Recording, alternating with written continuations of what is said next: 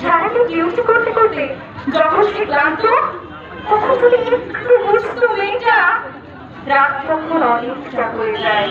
গোয়ালে মেয়েটি একা, ওরা মেয়েটির সাথে ঠিক মা মেয়েটার বুঝে অনেক কষ্ট হচ্ছিল, চিৎকার আর প্রয়াস করছিল, বলেছিল বাঁচাও বাঁচাও বাঁচাও, কে আছো বাঁচাও।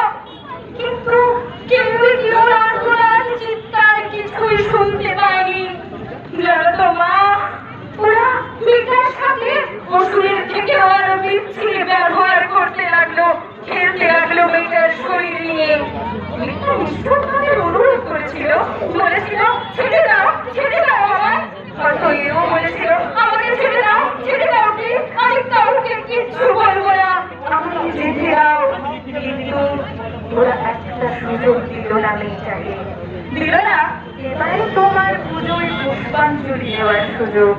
ওর গলাটি চিপে ধরে সর্বশক্তি দিয়ে গলা চেপে ধরে মেয়েটির চোখের মধ্যে রক্ত বয়ে গিয়েছিল। কিন্তু সেদিন তুমিও হয়তো চাওনি মেয়েটি বেঁচে থাকুক। তোমার সন্তান হওয়া সত্ত্বেও ওই পশুর কাছে ওই দিন হেরে যেতে হয়েছিল মেয়েটিকে। ওর গলার হাড় পর্যন্ত ভেঙে দিয়ে সারা দেহ জুড়ে বসিয়ে দিয়েছিল 113টা কামড়ের দাগ। ওরা এখনো মেয়েটিকে ওইভাবে ফেলে রেখে চলে এসেছিল, নৃশংসভাবে পতন হয়ে গিয়েছিল মেয়েটির দেহ। কিন্তু